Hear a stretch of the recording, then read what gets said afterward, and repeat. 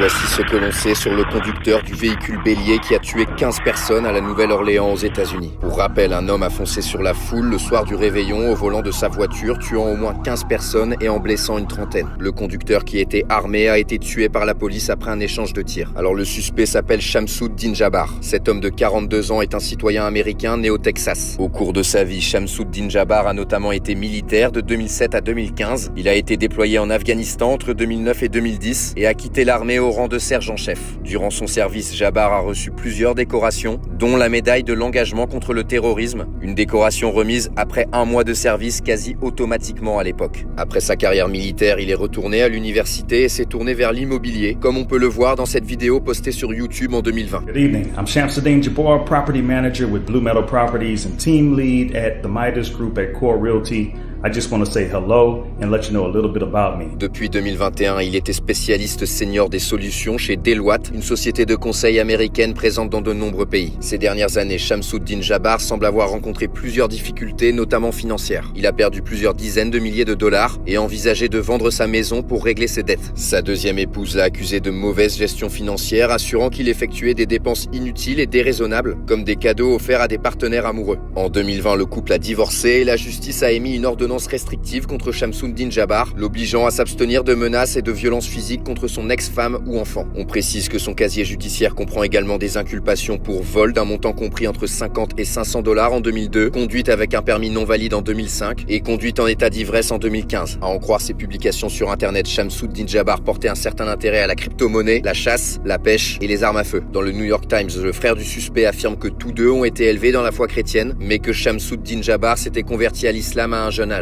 La Ford F-150 utilisée pour l'attaque à la Nouvelle-Orléans ne lui appartenait pas, mais avait été louée à un particulier sur l'application Turo pour 105 dollars la journée. Selon le FBI, Shamsud-Din Jabbar aurait hésité entre attaquer des inconnus à la Nouvelle-Orléans et réunir sa famille pour une célébration au cours de laquelle il les aurait tués. Dans une vidéo consultée par les enquêteurs, Jabbar déclare qu'il a finalement changé ses plans et qu'il prêtait allégeance à l'État islamique après en avoir fait plusieurs rêves dans son sommeil. Un drapeau de l'État islamique, des armes ainsi qu'un engin explosif ont été retrouvés à l'intérieur de son véhicule. Le logement Airbnb où séjournait le suspect a pris feu au lendemain de l'attaque. Une enquête est en cours pour en savoir plus sur cet incident. Dans une conférence de presse donnée ce 2 janvier 2025, le FBI assure que Shamsud-Din Jabbar a agi seul et qu'il avait rejoint l'État islamique cet été 2024. Les autorités ont par ailleurs écarté tout lien entre l'attaque de la Nouvelle-Orléans et l'explosion d'un véhicule à Las Vegas.